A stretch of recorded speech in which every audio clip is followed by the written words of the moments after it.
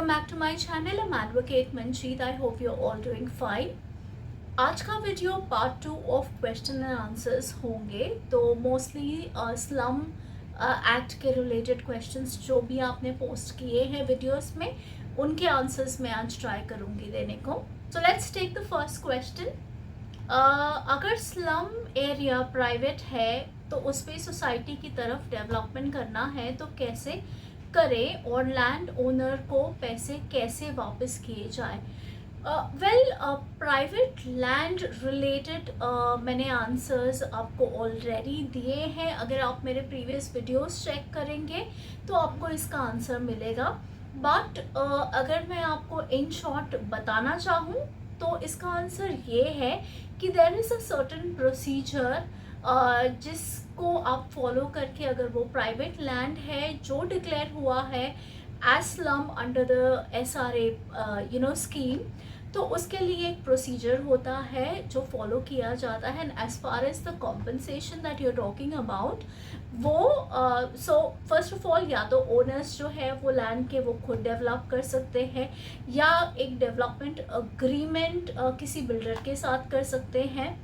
So these are the two options. And third is of course कि state government को भी power है कि वो अक्वायर कर सके लैंड एंड अकॉर्डिंगली कॉम्पनसेट कर सके लैंड ओनर्स को।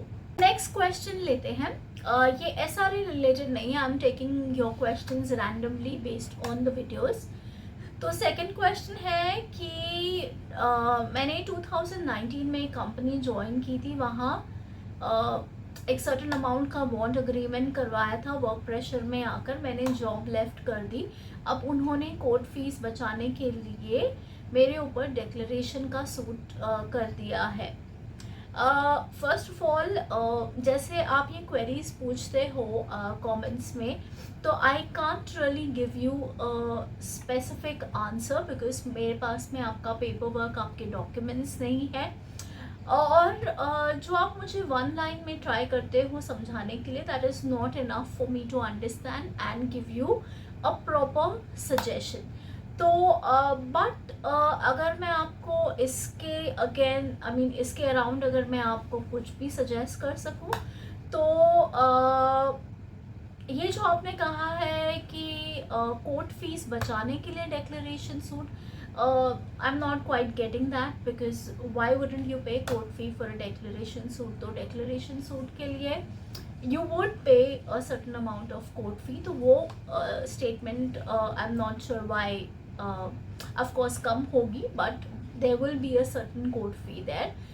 डेक्लेरेशन सूट अगर आप बात करें तो डिक्लेयरिंग वॉट, अगर उन्होंने एक डेक्लेरेशन सूट फाइल किया है तो फॉर वॉट, आपने छोड़ दिया job. So all I can do here is assume that probably they are declaring that you have broken the bond agreement maybe।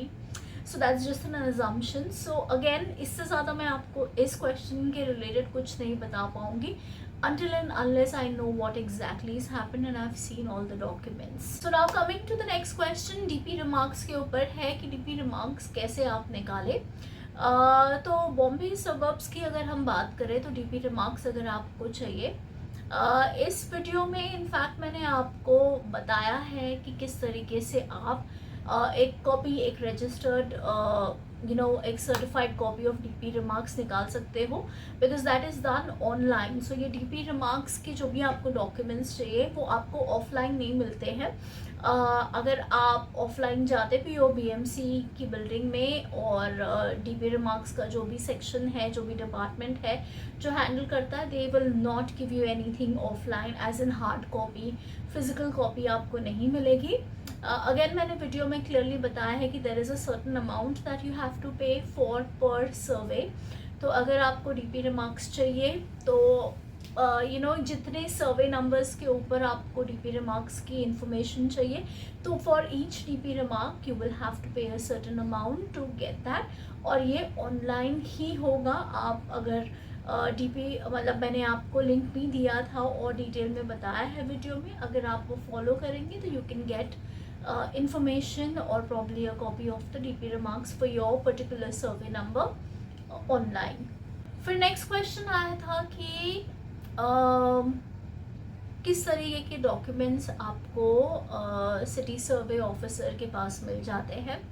तो अगेन इट डिपेंड्स कि आप कौन से एरिया के डॉक्यूमेंट्स की बात कर रहे हो, because again jurisdiction is different of different offices, तो वो आपको कंफर्म करना है। अगर मैं बात करूँ मुंबई सबर्ब्स की अगेन, तो उसके अगर आपको डॉक्यूमेंट्स चाहिए तो मुलुंड में जो तहसील ऑफिस है which is the city survey officer is well, तो वो सेम कॉम्प्लेक्स में आपको तहसील भी है, वहाँ पे सिटी सर्वे ऑफिसर भी है।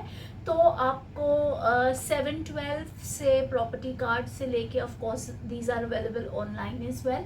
उसके साथ साथ म्यूटेशन एंट्रीज़ आपको चाहिए तो वो भी वहाँ से उस ऑफिस से मिल जाएगी। इन केस अगर आपको टैक्स रिलेटेड इंफॉर्मेशन चाहिए कि आपका बिल पेंडिंग है वगैरह, प्रॉपर्टी टैक्स स्पेसिफिकली, तो वो इंफॉर्मेशन भी आपको वहाँ से मिल जाएगी। एंड अपार्ट फ्रॉम दैट, अगर आपको आपके लैंड का सर्वे वगैरह करवाना है तो वो भी, उसके लिए भी एप्लीकेशन आपको उसी डिपार्टमेंट में, सिटी सर्वे ऑफिसर के डिपार्टमेंट में ही आपको देनी होगी। Now coming to the next question, filing procedure of High Court. Now filing procedure of High Court is different for original side, it is different for the appellate side as well. वहाँ पे अलग अलग departments है जहाँ पे आपको filing करनी होती है।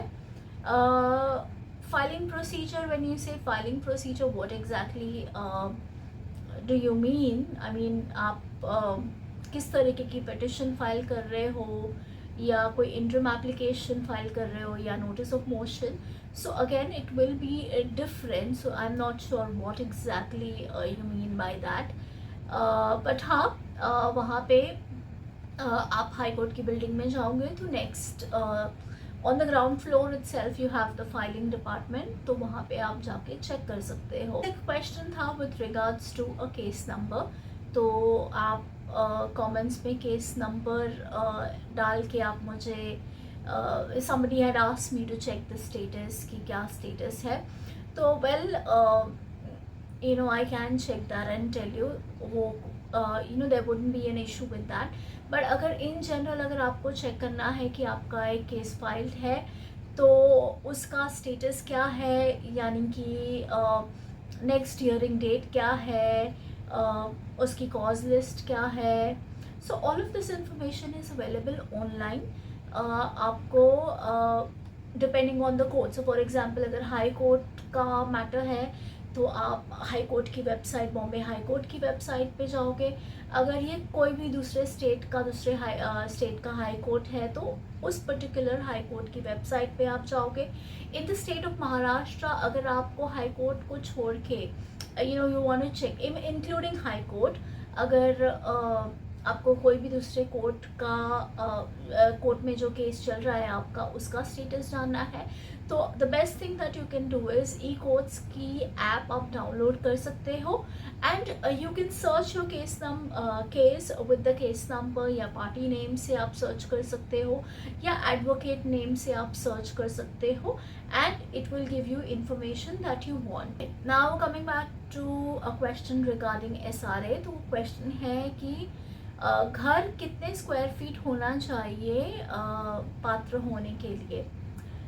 there is no minimum area that you need to have to get benefit of the SRA scheme। तो ऐसा नहीं है कि एटलीस्ट आपका घर इतने स्क्वायर फीट का हो तभी आपको पात्र माना जाएगा।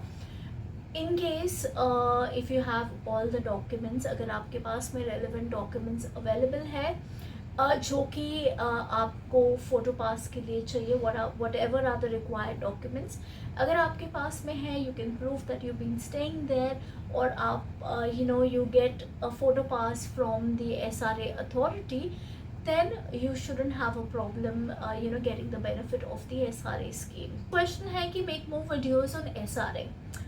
well I can do that, but what exactly is needed, मतलब आपको exactly क्या information चाहिए under SRA that I can make a video on। now the next question is listing और mentioning पर भी बनाइए। I think you're talking about High Court। Mentioning आप कर सकते हो बाय मूविंग अ रेसिपी, जिसके बारे में मैंने वीडियो भी बनाई हुई है। तो रेसिपी मूव करके आप मेंशन कर सकते हो।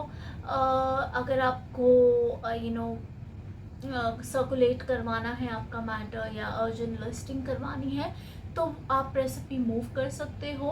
अगेन इससे और ज़्यादा रीजंस भी हो सकते हैं जिसके लिए आप रेसिपी मूव करते हो, but this is one of them. Next question is any clause which can explain the process. I'm sorry, there isn't any thing specifically in any act or statute talking about courses specifically, but again आप civil manuals वगैरह check कर सकते हो। Again we come back to questions regarding SRA।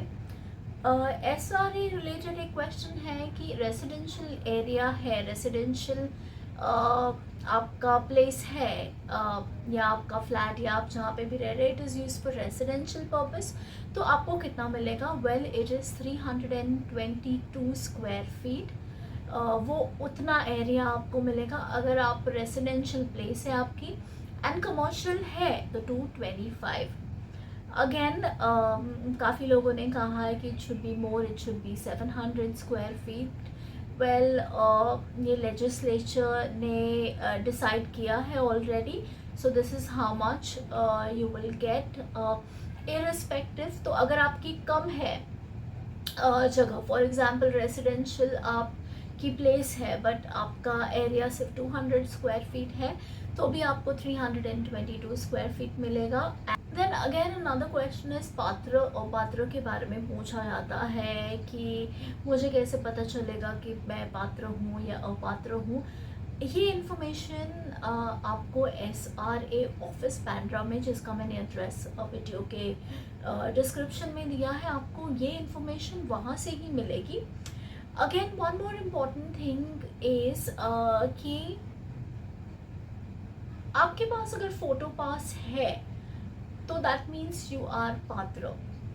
तो you need to have a valid photo pass. और वो photo पास के लिए क्या डॉक्यूमेंट्स एग्जैक्टली चाहिए, तो आप जब वो ऑफिस विजिट करेंगे, so you can go there, आप कभी भी जा सकते हो ऑन वर्किंग डेज, आप given the timings of that office as well.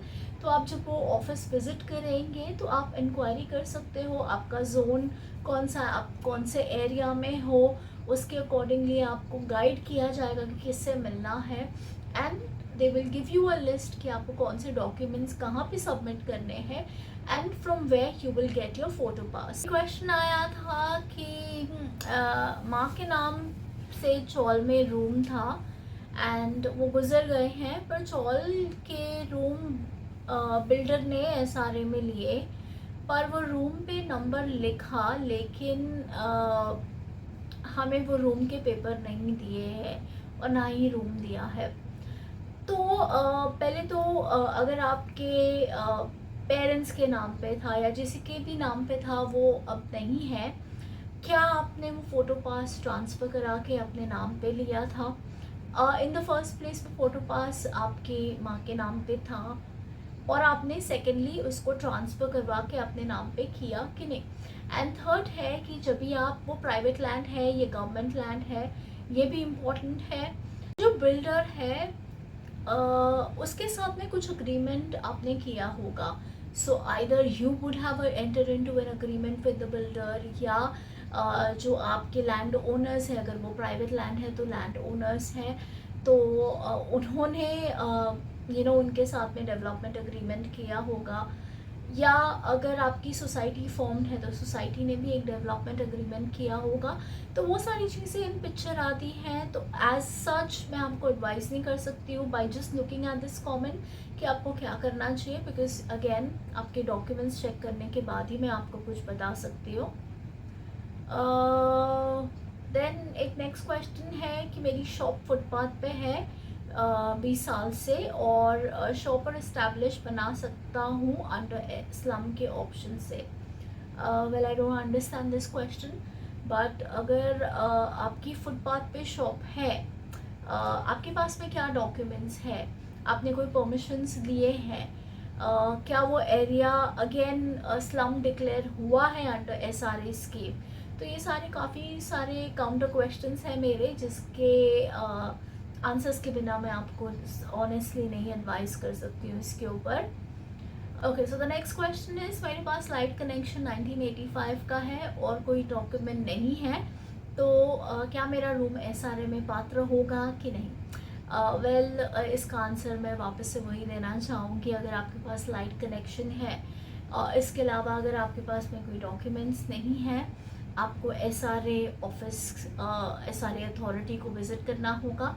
वो आपको प्रॉपर्ली गाइड करेंगे कौन से डॉक्यूमेंट्स आप सबमिट कर सकते हो पात्र होने के लिए।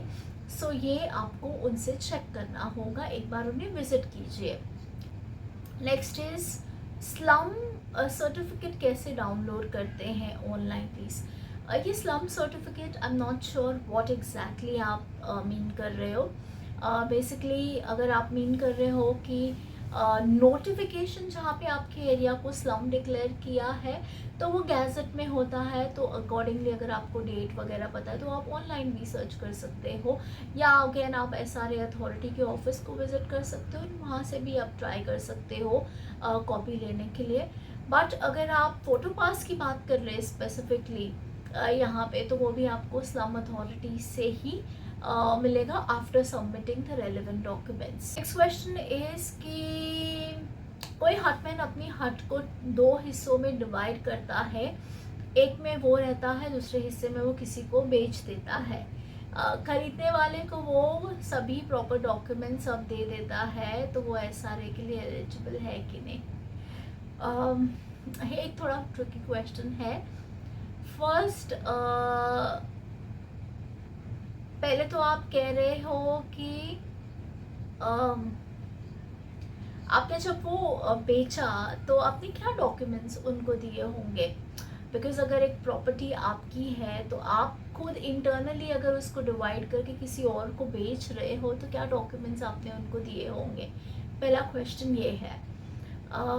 दूसरा ये है कि अगर आपके पास, जैसे आपने यहाँ पे कहा है कि उनके पास में प्रॉपर डॉक्यूमेंट्स हैं जब आपने सेल किया part of your your place, तो if they have all the documents जो कि एसआरए को चाहिए टू बिकम पात्र, to get a photo pass, तो वो ले सकते हैं। फिर नेक्स्ट क्वेश्चन है कि there is a word called पात्र पात्र when BMC verify your house paper and if something they found is not correct then they mark it as a पात्र। So what is the process to do with पात्र? ये question के लिए again मेरा answer वही रहेगा कि I am not sure why you mention BMC, क्योंकि ये एसआरए अथॉरिटी चेक करता है। तो अगर उन्होंने चेक किए हैं एंड वो आपको अपात्र, if you not been able to submit the relevant documents, तो आपको वो अपात्र डिक्लेयर करते हैं। अगेन अगर आप रेलिवेंट डॉक्यूमेंट सबमिट कर देते हो जो उनको चाहिए, तो again I don't think there is a problem कि आपको वो फोटो पास मिल जाए and you'd be declared as a patra resident of that place. तो नेक्स्ट क्वेश्चन ये है कि मेरा एक एसआरए एनेक्चर है, उस पर पापा का नाम है और मेरे पास लाइट बिल है, रेशन कार्ड, मेरे पास स्ट्रॉन्ग प्रूफ है, घर के डॉक्यूमेंट्स है, पर मुझे अभी तक एसआरए में रूम नहीं मिला है और मुझे मेरे घर बेचना है, तो क्या कर सकते हैं? ओके, इसमें पहले तो आपके पास, आप कह रहे हो कि आपका नाम एनेक्चर में था लेकिन अपात्र या पात्र था, ये आपको चेक करना होगा। आपके पास वैलिड फोटो पास है कि नहीं, वो चेक करना होगा, बिकॉज अगर आपको एसआरए में रूम नहीं मिला है, सो यही रीजंस की वजह से हो सकता है। अगेन पहले तो आप ये चेक कर लीजिए। और द नेक्स्ट थिंग इज़ कि आप बोल रहे हो कि आपको घर बेचना है, तो आई एम कन्फ्यूज्ड हियर। आप एक हाथ कह रहे हो कि मुझे रूम नहीं मिला है एसआरए में, and then you saying that you want to sell it, so I am confused here a slight. फिर द नेक्स्ट क्वेश्चन इज़ कि information about notice of 3338, Now I am assuming you're talking about the act, the 1971 act. So 33 means or 33 talks about eviction of occupants by competent authority who've not vacated. तो यानी कि slum declare हुआ है आपका area और आपने notice के बाद में भी वो जगह खाली नहीं की है फॉर द रीडेवलपमेंट पर्पसेस, तो उसके लिए आपको एविक्ट कर सकती है competent authority. That is what section 33 of SRA act says. अगर आप सेक्शन 38 की बात करते हैं तो 38 बात करता है demolition of buildings in certain cases. तो आपकी बिल्डिंग को डिमोलिश करने के लिए वो 38 सेक्शन है. फिर उन्होंने ही कंटिन्यू पूछा था कि अगर स्ट्रक्चर डिमोलिश हो जाए तो बिल्डर आपको फ्लैट देगा कि नहीं. एंड ये इन्फॉर्मेशन कंप्लीट नहीं है कि जैसे मैंने आपको पहले कहा कि demolition again there is a certain procedure that is followed before your structure is demolished. तो यानी कि ऐसा नहीं है कि अचानक से एक दिन आपका स्ट्रक्चर डिमोलिश होगा. पहले आपका एरिया स्लम डिक्लेयर होगा, देन अगेन वो गवर्नमेंट लैंड है, प्राइवेट है, उस पर डिपेंड होता है. बिल्डर अगर है तो बिल्डर के साथ में अग्रीमेंट होगा. So again this information is not complete for me to give you an answer. And the last question is 3311 scheme. Basically आप यहाँ पे if I can understand this is not with respect to the SRA Act. ये question आप specifically पूछ रहे हो with regards to DCPR 2034 which is the Development Control and Promotion Regulations of 2034. तो यहाँ पे जो 33 रेगुलेशन नंबर 33 है that is specifically talking about FSI. तो कौन सी सिचुएशन में बिल्डर को या कोई भी जो बिल्डिंग बना रहा है तो उसको कितना FSI मिलेगा, उसके ऊपर ये रेगुलेशन स्पेसिफिकली है. Different situations different FSI. And अगर स्पेसिफिकली बात करें 33(1) की तो 33(1) कहता है additional FSI for religious buildings. और अगर 33(7) की हम बात करते हैं, लेट्स सी, तो वो बात करता है रिकंस्ट्रक्शन और redevelopment of cess building in the island city by cooperative housing societies और of old buildings belonging to the corporation.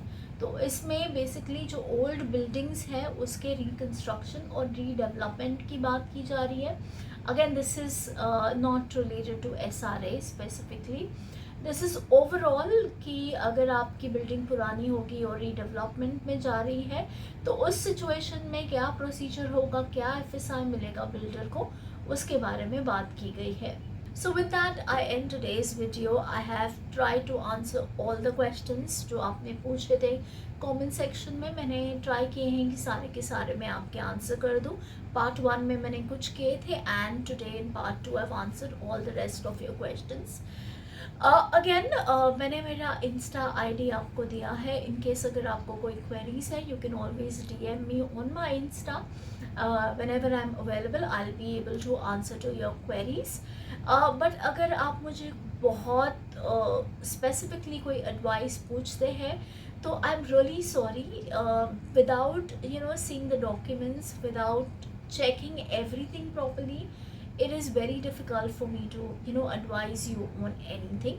But again हाँ, as far as a general information is concerned, जितनी general information अगर आपको कुछ चाहिए या specific भी हो, अगर मैं आपको help कर सकती हूँ तो definitely I will help you with that information. So also इस वीडियो में कमेंट्स में आप ज़रूर पोस्ट कीजिए कि आपको कौन से टॉपिक पे न्यू वीडियोस चाहिए. So I will try to come up with videos on those topics. So with that I end today's video. Do like, share and subscribe to my channel, and please continue posting comments in the comment section. I will see you all in my next video. Till then, keep learning.